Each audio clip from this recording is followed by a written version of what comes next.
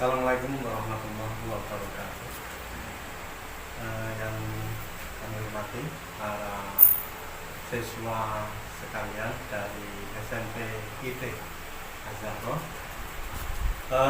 Perkenalkan nama saya Budi Santoso, pangkat Sersan Kepala NRP 3195 Jabatan saya adalah Babinsa Mojorejo, Karangmalang, Sragen, satuan dari Kodim 0725 Sragen. Izinkanlah pada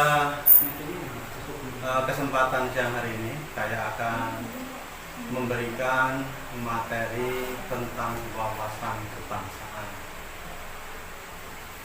Wawasan kebangsaan ini diperlukan karena agar tumbuh nilai-nilai kesadaran berbangsa dan bernegara. Adapun dalam materi ini nanti akan terbagi dalam beberapa ruang lingkup.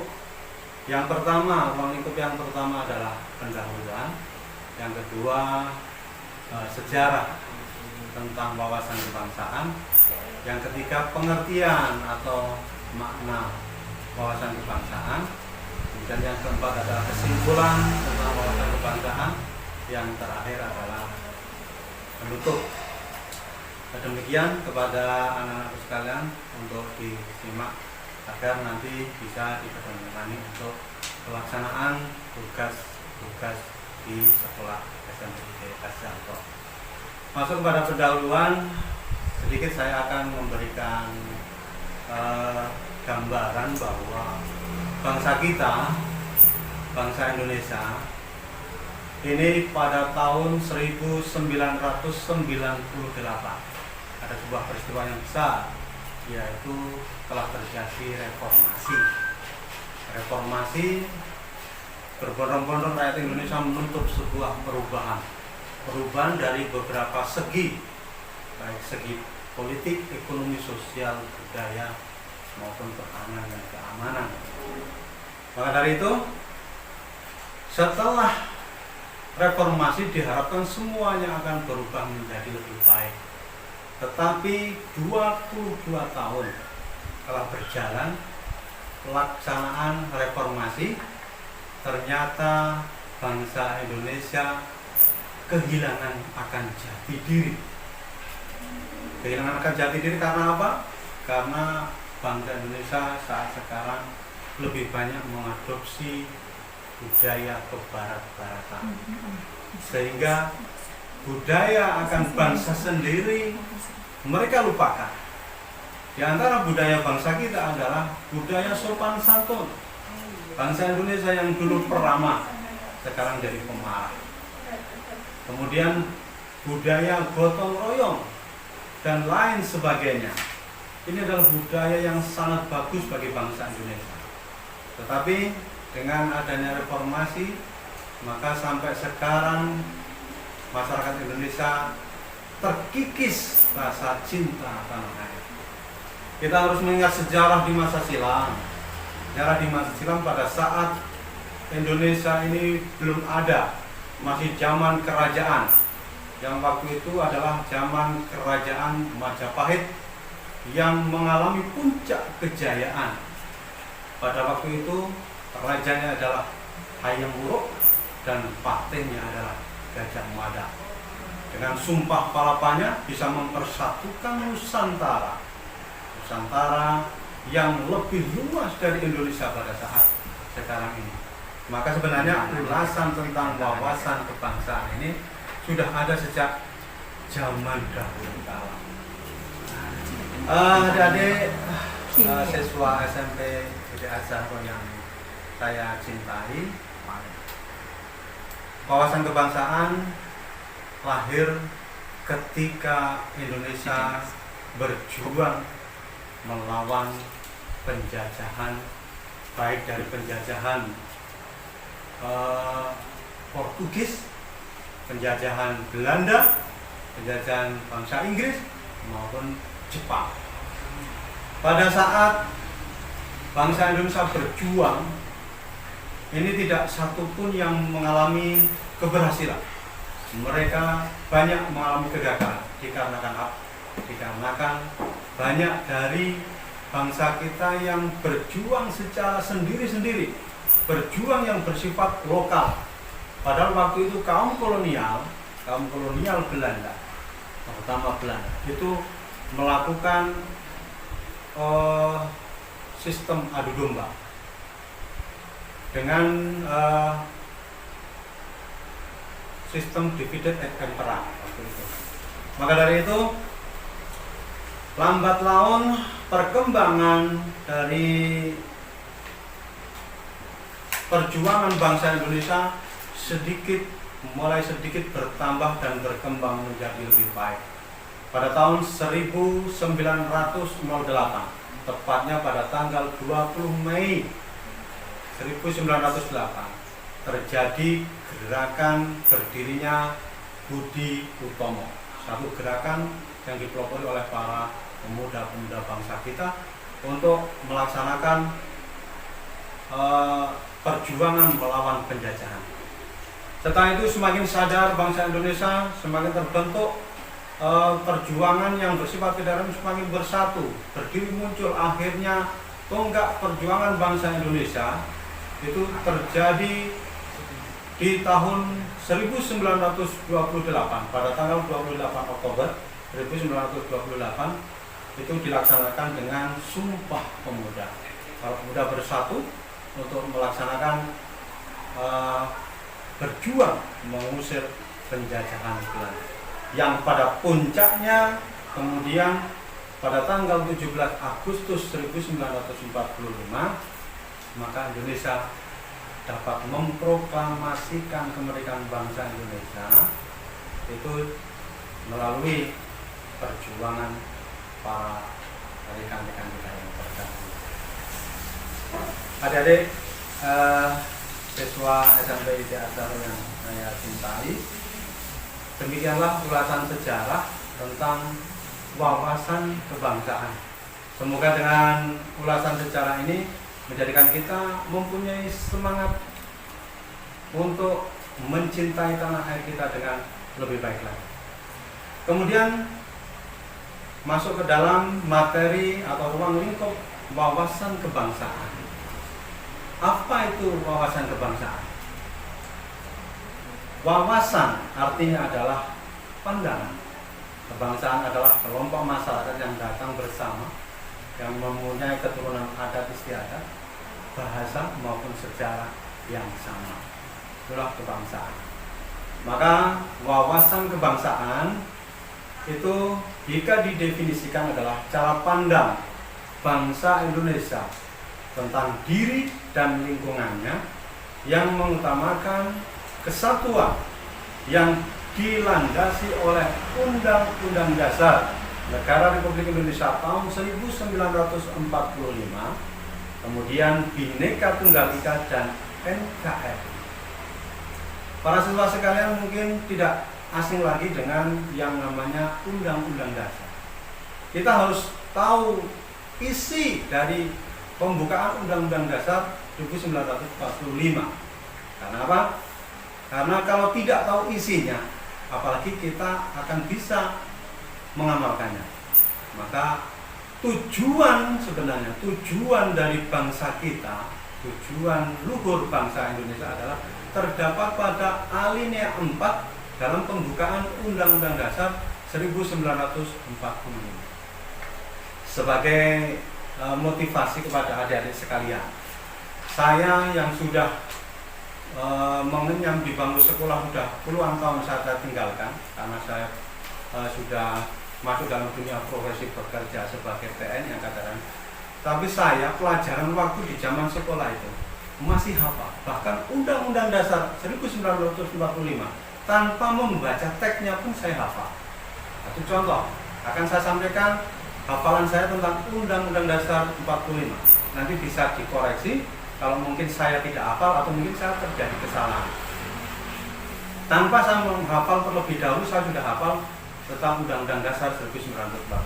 Contoh, Undang-Undang Dasar Negara Republik Indonesia tahun 1945. Pembukaan. bahwa sesungguhnya kemerdekaan itu ialah hak segala bangsa, dan oleh sebab itu maka penjajahan di atas dunia harus dihapuskan karena tidak sesuai dengan pri kemanusiaan dan pri keadilan. Dan perjuangan pergerakan kemerdekaan Indonesia telah sampailah kepada saat yang berbahagia dengan selamat sentosa menghantarkan rakyat Indonesia ke depan pintu gerbang kemerdekaan negara Indonesia yang merdeka, bersatu, berdaulat, adil dan makmur. Atas berkat rahmat Allah yang Maha Kuasa dan dengan didorongkan oleh keinginan luhur supaya berkehidupan kebangsaan yang bebas, maka rakyat Indonesia menyatakan dengan ini kemerdekaannya. Kemudian daripada itu, untuk membentuk suatu pemerintah negara Indonesia yang melindungi segenap bangsa Indonesia dan seluruh tumpah darah Indonesia, dan untuk memajukan kesejahteraan umum, mencerdaskan kehidupan bangsa, dan ikut melaksanakan ketertiban dunia yang berdasarkan kemerdekaan, perdamaian abadi dan keadilan sosial, maka disusunlah kemerdekaan kebangsaan Indonesia itu dalam suatu Undang-Undang Dasar Negara Indonesia yang terbentuk dalam suatu susunan negara Republik Indonesia yang berkedaulatan rakyat dengan berdasar kepada ketuhanan yang Maha Esa, kemanusiaan yang adil dan beradab, persatuan Indonesia, dan kerakyatan yang dipimpin oleh hikmat kebijaksanaan dalam permusyawaratan perwakilan, serta dengan mewujudkan suatu keadilan sosial bagi seluruh rakyat Indonesia. Adik-adik bisa membayangkan saya yang sudah puluhan tahun tidak duduk di bangku sekolah masih hafal Undang-Undang Dasar 1945. Ini bentuk kepedulian kita. Karena apa? Karena ketika Undang-Undang Dasar ini mau dirubah, kita sudah hafal. Itu hal yang harus kita jaga, kita lestarikan, karena itu sesuatu yang final, termasuk juga Pancasila. Karena di dalam Undang-Undang Dasar ini ada Pancasila yang mempunyai 5 sila yang tidak bisa terpisah-pisahkan. Itu sudah final bagi bangsa Indonesia. Itulah tadi tentang makna wawasan kebangsaan. Jadi wawasan kebangsaan adalah cara pandang bangsa Indonesia tentang diri dan lingkungan yang mengutamakan prestasi atau kesatuan yang dilandasi oleh Undang-Undang Dasar 1945, Bhinneka Tunggal Ika, dan NKRI. Adik-adik siswa SMP IT Azharul yang saya cintai, kemudian di dalam wawasan kebangsaan ini kita hanya akan berbicara tentang 3 hal pokok. Pokok yang pertama adalah tentang rasa kebangsaan. Apa itu rasa kebangsaan? Rasa kebangsaan adalah menjunjung tinggi kehormatan bangsa dan negara sehingga timbul rela berkorban demi kepentingan bangsa dan negara. Hal ini bisa diaplikasikan kepada kita semua untuk lebih mencintai tanah air dan bangsa.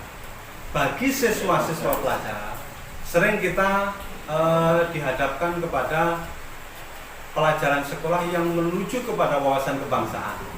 Di antaranya adalah kita harus melaksanakan upacara rutin tiap hari Senin, atau mungkin upacara peringatan hari besar bagi bangsa dan negara kita. Contohnya 17 Agustus 1945. Di situ dalam upacara ada wujud penghormatan kepada Sang Merah Putih. Kita menghormat bukan berarti kita menyembah. Jangan berasumsi yang lain. Kita menghormat adalah menghormati jasa para pahlawan. Ketika bangsa ini tidak merdeka, belum merdeka, bangsa ini begitu kesulitan untuk melakukan segala sesuatu. Maka ketika bangsa ini sudah merdeka karena perjuangan para pahlawan, hanya untuk menghormat bendera saja. Mohon maaf adik-adik, ini jangan disalahartikan. Maka dari itu, wujud penghormatan kepada bendera, ada di situ mengheningkan cipta, ada pembukaan Undang-Undang Dasar 45, supaya kita semua tidak terkikis untuk semangat wawasan kebangsaannya. Kemudian yang kedua, di dalam rasa kebangsaan itu diimplementasikan harus ada tumbuhnya kepedulian, peduli kepada bangsa ini, peduli kepada kondisi bangsa saat ini. Bangsa saat ini yang mungkin kalau kita lihat di media massa saling melempar berita-berita yang tidak benar, saling memfitnah, berita hoax. Kita sebagai seorang pelajar jangan ikut-ikutan. Gunakan media massa yang betul, media elektronik yang betul. Yang punya HP, gunakan HP yang betul. Gunakanlah untuk belajar yang baik. Jangan digunakan untuk perbuatan yang tidak baik. Inilah untuk menumbuhkan wawasan kebangsaan. Kemudian kita harus menjaga dan melestarikan budaya. Jangan dianggap remeh bila kita itu mencintai budaya sendiri. Budaya kita begitu banyak, beraneka ragam. Maka sampai ada falsafah Bhinneka Tunggal Ika. Bhinneka Tunggal Ika itu adalah walaupun kita berbeda suku, kita berbeda agama, kita berbeda adat istiadat dan lain sebagainya, maka kita harus sama, satu bangsa, yaitu bangsa Indonesia. Kita harus tetap bersatu dalam satu kesatuan negara Republik Indonesia.